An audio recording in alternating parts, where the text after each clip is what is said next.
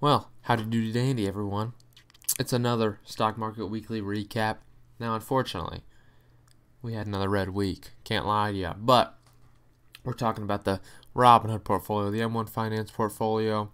We'll get into what the next week ahead looks like for me. We'll compare to the indices how we did, and then we're getting the news. That's how we do these things. We love it. So, without further ado, let's take a look. My Robinhood portfolio on the week down $114. Nothing crazy. Good recovery Friday. Thankfully, Thursday was okay as well, but down 0.57 for the week. Nothing beautiful on that aspect. Brings us to all time. Up 37.26 or $5,440. Not the best time we could have. I can't lie to you. As far as movement for the week, nothing wild, but we had purchased $50 worth of Apple. That's weird because I haven't bought Apple since, really the dawn of this portfolio. I can't lie to you. So I bought about half a share of Apple just because, I'm a long-term holder, and I will be holding this for a long time. So it brings us up to around 21 shares. Energis, I bought 20 shares of Energis or Watt at $282. Long-term hold for me as well. I think there's potential here. It's my new spec play, so we'll be holding on for a while and see where it goes. SPYD paid $1.81. Nothing crazy. Reinvested for 0.068 shares.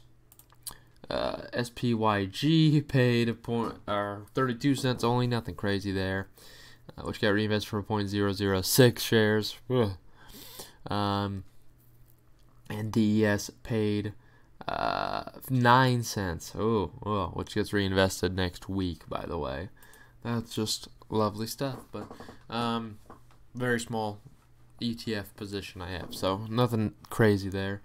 As far as the M1 Finance Portfolio, down 1.5% this week. Nothing beautiful there. All time up 40.13%, or $1,911. That includes obviously $430 in dividends all time, and $1,480 in market gains. If you look just off the positions, I'm up 12.5% just off the positions, and that's not including dividends, obviously.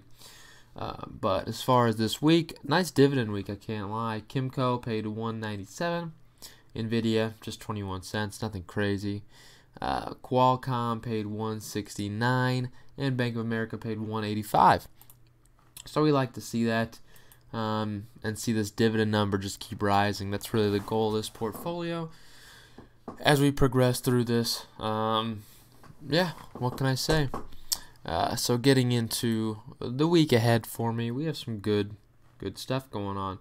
I can't lie to you. You see right down here, 28th, starting the 28th of September here, we do have some exciting stuff. I can't lie to you. What do we have? Well, if you scroll on down, you might just see, feller. So, 29th holds Apollo Real Estate ARI. PSEC has a dividend, ex-dividend date for ARI and PSEC, and Micron reports earnings on the 29th. On the 30th, or Realty Income has an ex-dividend date. Cisco has an ex-dividend date on the 1st, and NRZ has an ex-dividend date on the 2nd, after they just raised their dividend 50%. I love it. NRZ making a comeback, baby. So, quality stuff here. So I'm excited for the week ahead, obviously, from a dividend sake, because we're hitting all these ex-dividend days. NRZ I might purchase more before Friday, depending on what the market looks like this week ahead. So, if we're down, I'll probably be purchasing a little bit more NRZ, potentially, right before that ex-dividend date. As far as how the indices did, the Dow Jones took a beating, down 1.75. Pretty rough overall now. For the year, down 4.78. Still not that bad of a year for all things considered, shutting down the economy and everything. I mean, the economy went to a standstill. So 4.78 is the worst performing index. Not bad. But we did outperform that, thankfully. You see my Robinhood is pretty in line with this S&P 500, down 0.63 on the week. Overall, up 2.09 on the year. Starting to normalize between the S&P 500, which was kind of breaking away from the Dow Jones earlier this year, but starting to normalize a little bit more now, where they're a little bit closer knit. But you look for the NASDAQ, and, well, crazy stuff. Up 1.1%. NASDAQ continues to churn out gains, 21.63% up on the year. So, crazy stuff. We have Nikola. That's right, Trevor Milton, this absolute scumbag, has stepped down as from the board of directors. What can I say? He announced he stepped down on Twitter. He deleted his Twitter because pretty much they're in the hot seat. They're being investigated. I mean, what can you say? They're dirty liars. I don't know if they'll get charged with fraud, but they are dirty liars regardless. So be on the lookout. The stock may fall under $10 for all I know. We have obviously Tesla Battery Day updates. Pretty crazy. The main focus obviously is just going to be on the potential for battery success in the future and how that could really work as far as increasing range and just longer lasting batteries. But the main focus, I think, would be the main takeaway is likely going to be the potential of a $25,000 electric vehicle. That's their main play, as you see highlighted here. Aims to get a $25,000 price point with full autonomy. So yeah, eventually we'll see how that takes, but obviously more consumer priced would be good. Disney has delayed Black Widow until May of 2021 from November 6th when it was originally planned. Crazy stuff, but obviously they're waiting for box office and seeing how they could do. So May 7th for them. Interesting. Yeah, I don't know what to say. I think it's a little crazy, but I guess box office trends weren't exciting. And honestly, though, the way they did Mulan was pretty successful for them, so I'm surprised they're not going to do that as well. I'm sure they will offer that because, frankly, they made a very good profit on Mulan so far, and that's just now. Even after opening weekend, they made a profit on Mulan. They've already broken that limit, so I could see good stuff going on. It's a cheaper route when you do it that way, when you do it digital only, but who knows? We have what seems like a ridiculous use of power. Gavin Newsom has announced an order to ban gasoline-powered cars in the state by 2035. You can't buy a new gasoline car by 2035. Again, it's the trend. Everyone's going to electric, but I think this is one of the most absurd things I've ever heard, and I don't know how this could possibly be allowed. I do not want the government telling me what I can and can't buy in the marketplace. I can't lie to you. And if you're going to do stuff like this, but you're going to still allow harmful drugs, alcohol, cigarettes, I mean, where does this make sense here? I mean, where do you that's what I don't like about this slippery slope.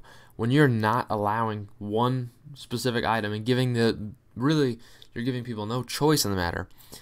This slippery slope dictates, I mean, where do we stop? Where do we stop being ridiculous like this? Because honestly, I think people will be pretty upset. California's a crap hole anyways, though. I mean, big cities are in shambles. What do you expect from California? I would never consider living in California. A lot of businesses pull out of California because they suck. Yeah, sorry, California, you're garbage. But we do have college football coming back, baby. Woo!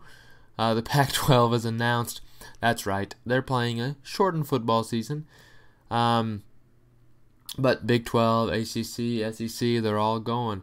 All the Power 5 conferences are freaking playing. You know what that means?